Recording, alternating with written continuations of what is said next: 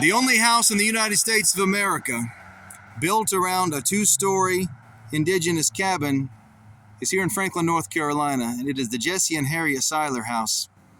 In the year 1818, the Waynesville, North Carolina land auction sold off most of what is today Franklin, North Carolina, out from under many of the natives.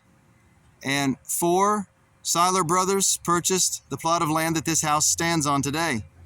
When they arrived here with their wagons and bare necessities and hammers and saws, leaving their wives behind, determined to become pioneers and tame the savage land, they found that there was already a 2-story Cherokee cabin on the land. So all 4 brothers lived there for 1 year.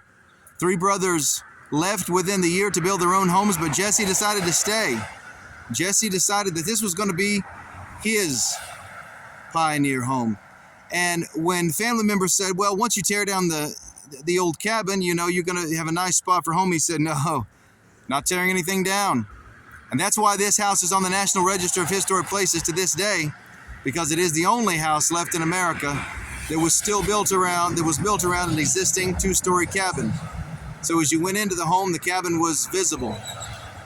Jesse and his wife Harriet lived in this house from the 1820s until the 1870s. They saw so much suffering. I'm sure they saw many celebrations. They saw the end of the American Civil War. They saw the coffins of their children and their grandchildren pass from the front room to the Methodist cemetery up on the hill where their family would lay their dead. In the 1850s, Jesse and Harriet being major slaveholders in Macon County, in the 1850s, their favorite, that sounds really bad to say that, but their favorite slave, Alfred had been with Jesse since he was a little boy, and they were friends. Alfred was an old man, Jesse was an old man.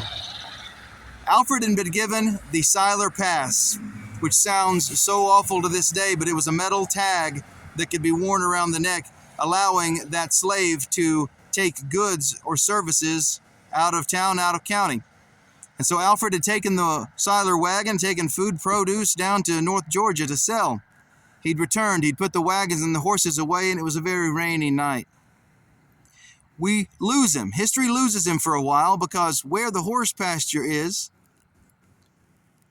which is below the Methodist graveyard, where the horse pasture is, the slave cabins were during that time period. We know that Jesse went to his cabin, wherein his wife, like as not, would have had a warm fire and a warm meal. But sometime in the night, another slave going to the outhouse outside saw that Alfred's door was wide open. He could see the flickering of the fire inside. So he hollers out, "Alfred, are you okay, old man?" Alfred didn't answer back, so he went in to check. Alfred was lying on his bed, cradling his own head. Alfred's elderly wife had taken a straight razor to his throat and then a hatchet or an axe to the spinal cord and placed his severed head inside his cradled arm on his bed. The body of Alfred and his loose head were all tied up in a bedsheet and brought to the front porch of this house. Jesse and Harriet, the other house servants, were woken. Lanterns were lit. Tears were shed. Other slaves were begging for the right to go and find her. Jesse said no. He said, "We'll find her in the morning." And when the morning came, they did find her. She tied up a bunch of wet rope and she'd hanged herself in a crooked tree below the Methodist graveyard. They placed her dead body beside Alfred's. So now there were 2 corpses lying behind those pillars, in front of those doors in the 1850s. Alfred, they were going to be able to bury in the Methodist graveyard, but they could do nothing at all with his wife. She was a murderer and a suicide. You couldn't put her in hallowed ground, cemeteries, graveyards, or on family land. So they took her to the crossroads. Another episode, I'll do a video at the crossroads. They took her to the crossroads, and they followed a very strict formulaic burial, still written in Franklin history. They lowered her down into a into a deeper than 6-foot grave. She had to be deeper than 6 feet. They buried her just past midnight. They threw the ropes in, they covered her up, but prior to covering up, they staked her heart. The history books say that that was to fetter her to the soil so as not to bother the Siler family any further. That's just one of the horrific incidents that happened on this site from the 1820s to the present. A few years ago, when I was doing my historic ghost tours, I was walking along the sidewalk here, long before there was any restoration being done to the house, and there was a middle-aged couple living in the house. The wife was a local lawyer, had just moved in from the eastern part of the state, and her husband, and they were on the lawn. So as I walked up, I shook their hands, and I told them that I was a local teacher, and my wife and I owned and operated the local historic ghost tour, and they were more than happy to express everything that had happened to them in the home as long as they'd been there. They'd been there 2 or 3 years at the time. She looked at me and she says, "Mr. Clark," she says, "we didn't think we would be able to stay till day 2. She said, "Where boxes were everywhere inside. We had turned down the bed. We were so exhausted from the move. Anybody who's moved knows exactly how tiring a move is. We lay down in bed. We had lamps off to the side. We both turned off the lights. When the room got dark," she said, "that's when it erupted." She said, "We heard boom, boom, boom, boom, boom, boom," as if clenched fists were banging the wall behind their bed over and over and over. She said it was so drastic and so loud and so awful. Her husband rolled atop of her, rolled her off the bed and covered her, assuming that it was an earthquake. She said the moment we hit the floor, the banging stopped and the house grew still as a grave. She said we rose up trembling. She said we checked the attic, the basement, every room. We looked, we thought of the plumbing, the electricity, anything. And she said we could come to no conclusion whatsoever.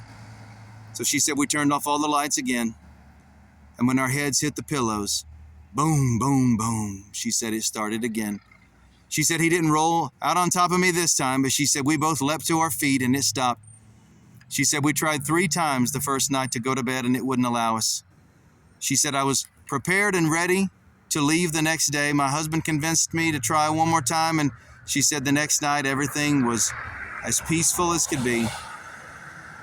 And they never had another sound out of the ordinary in the house. She said, however, that was sound. She said that's not the last bizarre thing to go on in the house. She said, we've been here 3 years.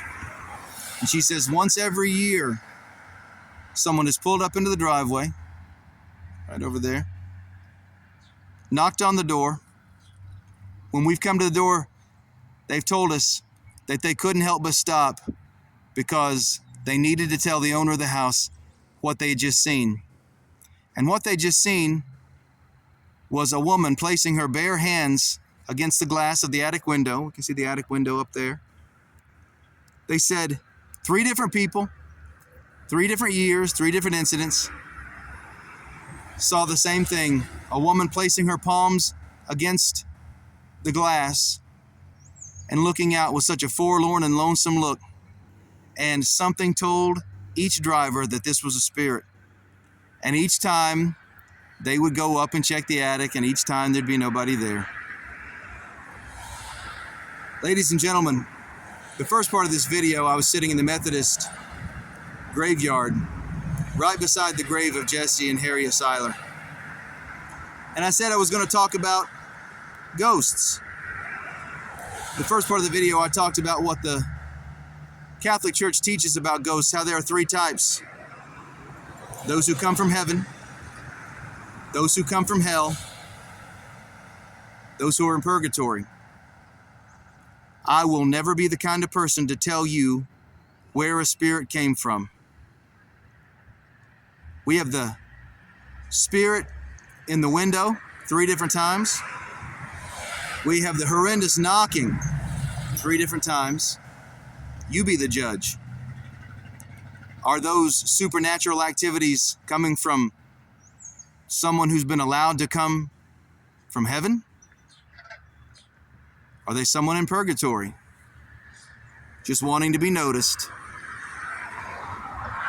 Or did they come from hell?